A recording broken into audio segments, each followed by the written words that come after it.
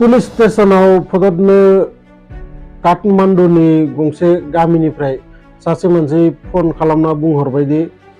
बिसोरनि न'नि खाथियाव सोरबा मानसिनि आइथेंखौ माने सबा बानायनानै बिसोरनि न' खाथियाव सोरबा गारनानै दोनफैदो। लोगो लोगो बेयाव पुलिस मोनहैबाय आरो नोंमारगौ सोरबा मानसिनि आइथेंनि बे टुक्राया। बिदिनो प्राय सप्तासे गुबुन गुबुन जायगानिफ्राय गुबुन गुबुन मानसिया फन हरनानै बिदिनो पुलिसखौ माने जानाय हरोदि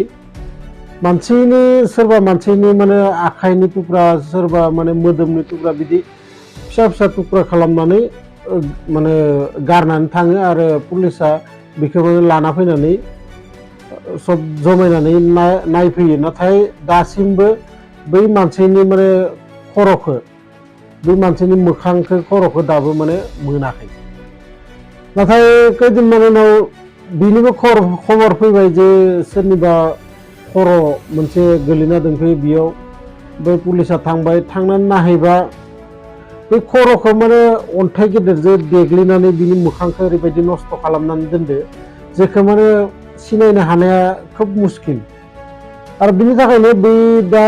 गासै देहानि अंगफोरखौ मोनजोबदो, नाथाय मानसिया सोर बिखौ रावबो माने सिनायनोनो हायासै। थेवबो बे घटनाखौनो दिनै रायलायगोन बे भिडिअनि थ्रुआव आं नोंथांमोननि थाखाय लाबोदों। दिनै नेपालनि सासे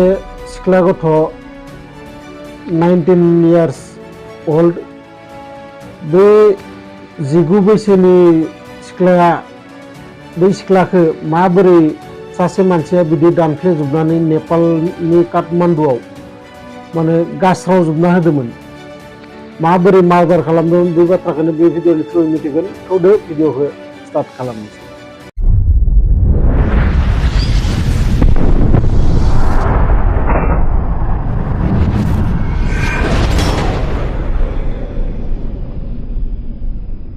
नेपालनि गंसे गामि जेराव बिमा बिफा आरो फिसाजो सासेल'मोन आरो लोगोसे बिसा न'खराव सासे दाहोना थायोमोन न'नि खामानि मावनो थाखाय। आरो बै फिसाजोनि मुङानो जाबाय ख्याति श्रेष्ठ। नोंथांमोना नेटआव बा ससियेल मिडियायाव बे घटनाखौ नोंथांमोना मिथिगौ जानो हागौ। बे घटना जाबाय 2009नि घटना। बे बाथ्राखौ जोङो गुवारै मिथिनो नाजानि माबोरै बे केसा जादोंमोन। बे ख्याति श्रेष्ठआ उन्दैनिफ्रायनो फरायनायाव जोबोद मोजांमोन आरो बे जोबोद मोजांनिखायनो बिसा न'खरा माने डिसिसन लाबाय जे नेपालनि टाउन एरियायाव थांनानै बेयाव जेराव मोजां स्कुल दोङो बै स्कुलाव थांनो माने एडमिसन होनो थाखाय बिसा गामिनिफ्राय बै नेपालनि सहराव थांनायसै। आरो बै सहराव थांनाय लोगो लोगो दा बिसानो नांगौ गंसे न' भारानि, आरो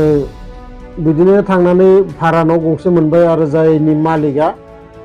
निजेनो माने गथ'फोरखौ टिउसन सिखायो। आरो बिसा खोब खुसि मोनबाय मोनहैनानै जे मोजाङानो जादों, जेनि थाखाय जोंहा फैदोंमोन बे गासै माबाखौनो बेयावनो मोनखाबाय, जेबो टेनसन गैला। बिदिनो खोब मोजाङै सोलिगासिनो दङ, स्कुलाव थांलाय फैलाय, टिउसन मास्टाराबो न'नि मालिकआनो न' खाथियावनो सिखायो, खोब मोजां रिलेसन, जेबो माने सिन्थायानो गैया। नाथाय बोसोरसेसो उनाव बै न' मालिकआ माबा मोनसे पान जानानै बै न'खौ माने फाननो गोनां जानायसै। आरो फाननो गोनां जानायाव बिसाखौ बुंबाय जे नोंस्रा न'खौ खालि खालाम,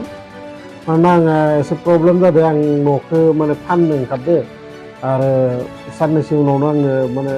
सब थिग थाक जाखाबाय, बे न'खौ फानसिगोन आं। बिदि उनाव बिसा न' गोदान नागिरबाय आरो न' गोदान नागिरनानै बै काठमांडू मेन सहरनि खाथियावनो बिसोर थाहैबाय। दाना खोन्थाया बोसोरसेसो उननि बाथ्रा बियो। सानसेखालि अकस्मात बै गथ'नि मबाइलाव मेसेज मोनसे फैयो आरो बै मेसेजाव लिरनाय थायो जे नोङो 20,000 फैसा देरहादो मोनसे मेगाजिननिफ्राय आरो नोङो बेखौ लांनो फैनो थाखाय एसे माने फर्मेलिटि दङ बेखौ पुरा खालामबा नों बे फैसाखौ लांफैनो हागोन आरो बै मेसेज फैनायनि थिक दसे उनाव सासे हिन्जाव मानसिया फन हरनानै माने बै बाथ्राखौनो बुंफिनो जे ओरै थोरै नोङो मोनसे मेगाजिनाव माबायाव देरहादो आरो बे देरहानायनि थाखाय नोङो 20,000 फैसा आरो मोनसे फेमास बै जायगानि टुरिस्ट प्लेस जेराव माने मानसिफोरा बेरायनो थाङो बेयाव बेरायनो थांनायनि माने फ्रि टिकेट गांसे नोङो देरहादो नों गाबोननि भितराव बे बुस्थुखौ लांनो फै दा खोब खुसिनि बाथ्रा आरो बै गथ'आ गावनि बिमा बिफानोबो खोन्थाबाय जे ओरै थोरै आं माबादो न'नि मानसिफोराबो खोब खुसि मोनबाय आरो बै माने अखानायै बै गावनि जि पुरस्कार गावनि जि देरहानाय रां बेखौ लायनो थाखाय माने थाग थियारि खालामो आरो अखानायै फुङाव बै दाहोनाजो बै श्रेष्ठजो सानैबो थांबाय ओंखारलांनानै बे दाहोनाया बेखौ काठमान्डुसिम दोननानै फैफिनो बिनि उनाव बे सासे हिन्जाव मानसि एड्रेस होखादोंमोन जे उमुक उमुक जायगायाव फैनो थाखाय बे एड्रेस हिसाबै बै सिख्लाया थाङो आरो थांनायनि उनाव बै न'निफ्राय गुबुन सासे हिन्जाव मानसि ओंखारबोनानै बेखौ माने कंग्रेचुलेसन खालामो देरहानायनि थाखाय आरो बिनि थाखाय बेखौ माने न' सिङाव लिंनानै लाना थाङो एसे फर्म फिलआप खालामनो दोङो होननानै नाथाय बै न' सिङाव दंमोन सासे हौवा मानसि फटकनो बै जाहाथे श्रेष्ठआ बे हौवा मानसिनिसिम नाहरबाय आरो नाहरना आसरित मोनबाय मोननानै बिनि उनाव बै हौवा मानसिया बिनो कल्ड ड्रिंक्स होयो लोंनो थाखाय आरो बिनि उनाव बे काहिनिया माने दसेनि थाखाय दोनथ'नो गोनां जायो मानोना बिनि उनाव माने गुबुन फारसेखै आरो बेलेग मोनसे स्ट'रि माने सोलिगासिनो थायो आरो बे स्ट'रिया जाबाय बिसा न'खरनि बिनि उनाव बिसा न'आव गोबाव समनिफ्राय नेबाय थाबाय दाबो फैफिनला होननानै फिसाजोखौ नेयै उनाव फनबो मोनला जालांबाय बिनि उनाव खोब सिन्था जाबाय बिसा न'खरा मा खालामगोन मा मागोन होननानै नाथाय दसे उनाव बिसानि बिफानि मबाइलाव मोनसे मेसेज फैयो दि नोंसानि फिसाजोखौ किडनेप खालामनाय जाबाय आरो नोंथाङा नोंसानि फिसाजोखौ लांफिननो गिरदोंबाथाय प्राय 10 लाख टाका आंनो होफैनांगोन होफैबासो नोंसानि फिसालाया गगोन आरो लोगोसे रावनोबो माने खोन्थानायनि गोरोन्थिखौ दामाव मानोना सोरनोबा जुदि नोङो पुलिस नङाबा खाथिनि सोरनोबा खोन्थायोबा नोंसानि फिसाजोखौबो मोननाय नङा आरो माने बिनि लास्टखौबो नोंसा नागिरना मोननाय नङा बिदि बुंनानै माने सिगिहरनायसै नाथाय बिसा न'खरा सिन्था खालामबाय दि मा खालामनाया मोजां जागोन फार्स्टआवथ' बिसा सानदोंमोन जे पुलिसनो बे बाथ्राखौ खोन्थानायानो मोजां जागोन होननानै नाथाय उनाव सानबाय जे साननैसो सिगांनिफ्रायनो बेफोरबायदि घटना बे एलेकायाव जागासिनो दङ नाथाय जायफोरानो पुलिसनो बा सोरनोबा खोन्थादो बिसानि फिसाजोखौ माने बुथारदों बेनि थाखायनो बिसा गिनानै बाथ्राखौ खोन्थायासै आरो अखानायै फैसाखौ लानानै हैनो थाखाय माने थाग थिग खालामबाय अखानायै सोरांनाय लोगो लोगो बिसा 10 लाख फैसा केस बेगाव सोनानै बिमा बिफा सानैबो आरो बिसानाव थानाय जि दाहोना बेखौबो लाना थांफानायसै नाथाय थांफानानै जेब्ला बिसोरो टाउनाव मोनहैबाय काठमान्डुआव मोनहैबा प्रब्लेमा जाबाय मा जाय किडनेपारा फैसाखौ बिदोंमोन रांखौ बिदोंमोन बियो माने कुनु माने जायगानि माबा खोन्थायाखैमोन जे उमुक जायगायाव फैनो अब्ला बिसोरो नेबाय थाबाय माबाफोर मेसेज फैगोन खोमा फन फैगोन खोमा हठाथनो मोनसे मेसेज फैनायसै आरो मेसेज फैनायनि उनाव बे किडनेपारा खोन्थाबाय जे खायसे बेलेग जायगायाव थांनो थाखाय बिदिनो बिसा आरो गारि गंसे लानानै बै बेलेग जि जायगायाव खोन्थादोंमोन बै जायगायाव थांनायसै आरो खालि सानसेया बै किडनेपारा बिसा बिमा बिफाखौ आरो बै दाहोनाखौ माने थाइसे जायगानिफ्राय थाइसे जायगा बिदि माने सानसे ट्रेभेल खालामहोदो खारदिंहोदो इखिजानिफ्राय इखिजा बिमा बिफा सानैबो बेसेरा ओजों फिसाजो गोमानायनि टेनसन ओजों किडनेपारा बेबायदि केस्रा माने गेम गेलेनाय बायदि ओजोंनिफ्राय ओजों खालामगासिनो दङ बिनि उनाव लास्टआव माने किडनेपारा खोन्थाबाय जे फार्स्टआव जेनिफ्राय थांदोंमोन बै जायगायावनो फैफिननो थाखाय खोन्थानायसै आरो खोन्थानायाव मोना थिग 6टासो बाजियाव बे जायगायाव मोनफैबाय आरो मोनफैनायाव किडनेपारनो बिसा फन हरना खोन्थाबाय जे जोंहा बे जायगायाव मोनफैबाय बिदि खोन्थानायाव किडनेपारा बुंबाय बे जायगायावनो एसे गोजानाव गंसे हटेल दंमोन बै हटेलसिम थांनो थाखाय बिसोरखौ खोन्थाबाय आरो बिसोरो बिदिनो बै हटेलसिम मोनहैबाय मोनहैनानै बिनि उनाव आरो कल मोनसे फैबावबाय कल फैनायनि उनाव बुंबाय जे फैसानि बेगजों नोंसानि दाहोनाजों बै हटेल सिङाव थिनहर नोंसोर बेयावनो गारियावनो जना था किडनेपारा जेरै बुंबाय बिदिनो खालामबाय दाहोनानि आखायाव बै फैसाखौ हरनानै रांखौ हरनानै खोन्थाबाय जे हटेल सिङाव थांनो थाखाय बिनि उनाव बिमा बिफाजों नेबाय थाबाय बेयाव गारि सिङाव जनानै दसे उनाव नुबायदि दाहोनाया हारसिं फैबाय बै फिसाजोखौ लाबोफैयाखै आखाइ गोजा बे गिदिंना फैबाय बिनि उनाव दाहोनानाव सोंबाय मा जाखो जोंहा नानिया बोरै नाथाय बे दाहोनाया बुंबाय जे बेखौथ' जेबो खोन्थायाखै सासे हिनजाव मानसि फैनानै आंनिफ्राय बेगखौ लाना थांबाय बिनि उनाव बिसा फन खालामबाय फन खालामबा फना नाङाखै नाथाय बिसा सानबाय मा न'आवलागि पहुंचायना हरगोन खोमा दालागि न'आव मोनहैबायबो जानो हागौ जोंहा न'आव थांनोसैथ' होननानै बिदि होननानै बिसा न'आव थांनायसै दा न'आव थांनानै सानसे खारदिं मेंग्लिजोबना न'आव थांना नायहैबायदि न'आबो तालामारि फिसाजोआ गैया बिनि उनाव बुहुद समय बै किडनेपारखौ माने फन खालामनो सेस्था खालामबाय थादों फन हरो नाथाय फना सुइच अफ होनबाय थानानै बिसा उनाव जेसेबांनो गोबाव जालांबाय थादों एसेबांनो माने बिखानि धबधबा बारा जालांनो हमबाय गिनाया बारा जानो हमबाय बिनि उनाव लास्टाव डिसिसन लाबाय जे बाथ्राया मोजां जायाखै जोंहा माने पुलिसनो खोन्थाहैनांसिगोन बे बाथ्रा बेखौ साननानै बिमा बिफा सानैबो पुलिस स्टेसनाव थांबाय थांनानै गासै बाथ्राखौबो डिटेल्सखौबो खोन्थाबाय जे माबोरै रां बिदोंमोन माबोरै माने किडनेप जाखो माबोरै मा गासै टटेलि डिटेल्सखौबो खोन्थाजोब्बाय खोन्थानायनि उनाव पुलिसा बै बिमा बिफानिफ्रायनो माने सोंनाय माबाखौ माने स्टार्ट खालामबाय बिफानाव सोंबाय जे नोंथांमोना इमानदि माबाबाय थादोंमोन माबाफोर नोंथांमोना माबाफोर माने सासपेक्ट मानसि बा माबाफोर घटना खाथि खालायाव जालांनाय बेफोरबायदि माबाफोर नुदों नामा नाथाय बिफाया बुंबाय आं बिदि जेबो नुवासै नाथाय आं मोनसे बाथ्राखौनो आसरित मोनदि बै किडनेपारा जोंखौ जिखालि रां हैनो थांदोंमोन थाइसे जायगानिफ्राय थाइसे जायगानिफ्राय थाइसे सानसे जोंखौ खारदिं होदों बेखौनो आं सानना मोनासै मा कारनाव बिदि माने खारदिं होदोंमोन बिनि उनाव बिमानाव सोंबाय बिमाया खोन्थाबाय आंबो बेफोरबायदि जेबो सासपेक्टनि माबा मोनाखै नाथाय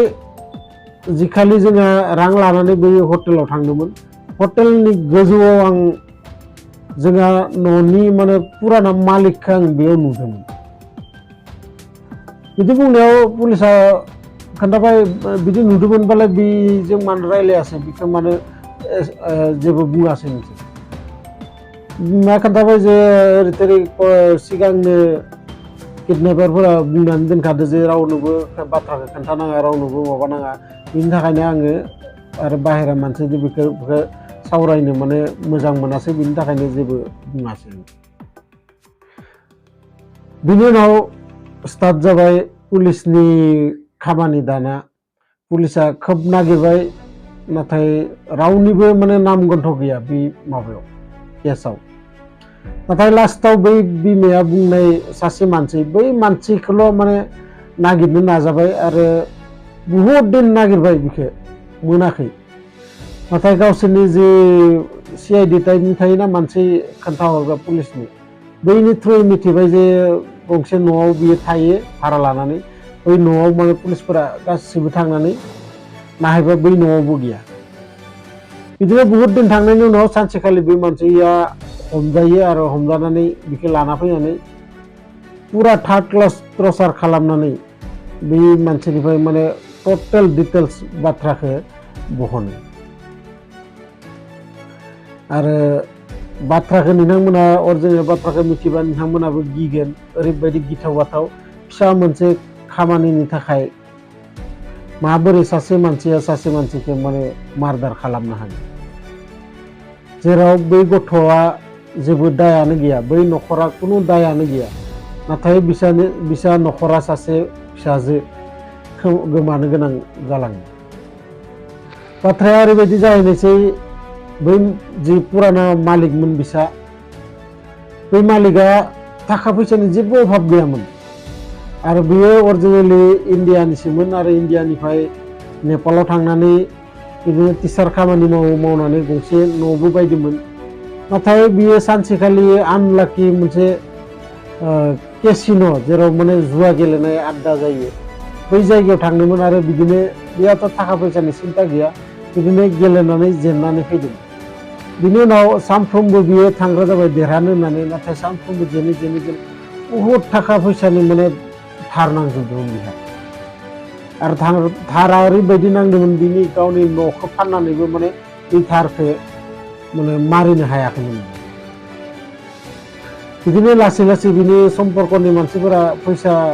बिग्रा जाबाय, जायनिफ्राय धार लादोंमोन न'निफ्रायबो आरो बेसेबां लाबोनो न'निफ्रायबो माने हरला जाबाय फैसाफोरखौ। गावनि साख्रि जि टिचार मास्टर साख्रि दंमोन बेबो थांबाय। बिनि उनाव बियो सानसेखालि मिथिबाय जे गावनि न'आव भारा थाग्रा बिसा ख्याति श्रेष्ठ लोङा बिमा बिफाय बै फिसाजै साथामबो गाव थाग्रानि एसे गोजानावनो थाफैदो होननानै बियो खबर मोनो आरो खबर मोननानै बियो सानो मा बिसानि गोदोनिफ्रायनो सिना जानाखा नालाय थांनानै एसे खबर खाथिबो लानोसै आरो एसे रां माने बिसानाव धार लानो होनना थांनायसै। नाथाय बिसानाव थांनानै बियो मिथियो जे बै सिख्ला गथ'आ उन्दैनिफ्रायनो फरायनायाव जोबोद मोजांखा आरो बिनि थाखायनो बिसा बिमा बिफाया माने सिगांनिफ्रायनो प्लान खालामखादो जे बे गथ'खौ जोंहा फरायनो हरनांगोन, गुबुन हादोराव फरायनो हरनांगोन। बेनि थाखाय माने थाखा फैसा जमा जरि खालामखाना दोनखादो आरो बे बाथ्राखौनो बै पुराना मालिकजोंबो सावरायो। मानोना बियो सिगांनो बै गथ'नि टिचारखा लोगोसे बे न'नि मालिकबोमोन। फोथायनानै बेफोर बाथ्राखौ सावरायबाय, नाथाय बै न'नि मालिकआ बिनि माइन्डआ चेन्ज जालांबाय बै बिमानि बाथ्राखौ खोनानानै। बियो आसलते एसेल' फैसा धार बिनो होनना फैदों, नाथाय मिथिबाय दि बिसानाव फ्राय फैसा बुजायनो दोङो बिसा। बेखौ मिथिनानै बियो माने प्लेनखौ चेन्ज खालामो आरो खालामनानै बै सिख्ला गथ'नि मबाइलाव बियो थांनानै अखानायै मेसेजखौ हरो आरो जाय हिनजाव मानसि रायज्लायहरदोंमोन बेबो बै गाव स्कुलाव साख्रि मावनाय स्कुलनिनो सासे गथ'। बैजों माने रायज्लायहरनानै बै मेसेजाव जि लिरनाय दङ बेखौनो बुंनो खोन्थायो आरो जिखालि बै गथ'आ माने बै पुरस्कारखौ लांनो होनना फैदोंमोन, 2000 रांखौ लांनो होनना फैदोंमोन हटेलसेयाव, इखालिबो बे मानसियानो दंमोन आरो बेनो माने कल्ड ड्रिंक्सखौ होदोंमोनबाबो माने लोङागारा थायाखै, बे लोंनायसै। माने सिना जानाखा आरो सिगांखालिसो गावसोरनि न'आव बेखौ लोगो मोन्दोंमोन। नाथाय बे कल्ड ड्रिंक्सआव दंमोन निसाजुक्त मोनसे केमिकेल आरो बेखौ लोंनाय लोगो लोगो बै सेन्सलेस जानायसै हिनजावसाया। बिनि उनाव पुलिसा सोंबाय, जायखिजाया दाथ' नोंनो 10 लाख फैसाखौ हरबाय, रांखौ जि बिदो नोंनो हरबाय, मानसिया बोरो? बिनि उनाव बै मानसिया बुंबाय जे 15-20 दिन सिगांनिफ्राय नोंथांमोना जि सोरनिबा मोदोमनि थुख्रा ओजों गारनाय मोनबायदोंमोन, बेनो जाबाय ख्याति श्रेष्ठा, बेनिनो थुख्रा बियो। जेब्ला बियो बेहस जादोंमोन, बेहस जानायनि उनाव लोगो लोगो आङो बेखौ गोरनायाव सेरथेना बुथारो आरो गावनि माने फिसा पिस खालामनानै आङो जेखैबो गास्रावजोबना दोनदों, मानोना जाहाथे पुलिसफोरा सिनायनो हाया सोरनि देहा बियो। बे बाथ्राखौ जेब्ला ससियेल मिडियायाव फैयो, जेब्ला निउसाव फैयो, जोबोद गेदेर हांगामा जायो नेपालाव। मानसिफोरा टिचारफोरखौ माने फोथायनो हायै रखम नोजोरजों नायग्रा जालाङो। गोबां माबा आरो बयबो दाबि खालामदोंमोन जे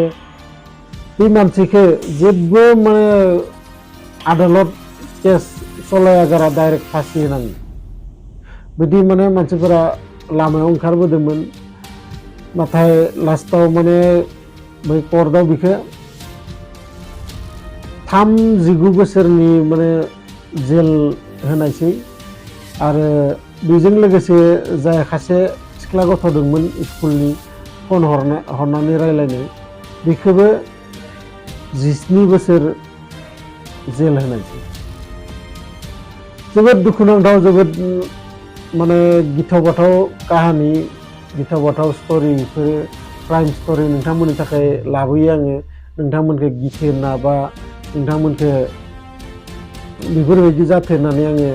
लाबोआ आं नोंथांमोनखौ सचेतन खालामनो होननानैसो बेफोरखौ लाबोयो नोंथांमोनाबो एसे साबधान था मानोना मब्ला जों मा जायो घटना बेखौ माने रावबो खोन्थानो हाया मब्लाबा नोंथांजों मिनिस्लुनानै नोंथांनि न'आव जायै लोङै थांनाय मानसियानो नोंथांनि न'खराव माबा मोनसे गाज्रि खामानि मावनो हागौ बिनि थाखायनो सब समावनो साबधान थानाया मोजां जायखिजाया नोंथांमोना भिडिअखौ मोजां मोनोबाथाय लाइक शेयार कमेन्ट खालाम आरो लोगोसे जायफोरा आंनि चेनेलाव गोदानै फैदों चेनेलखौ साबस्क्राइब खालाम गोजोन्थों।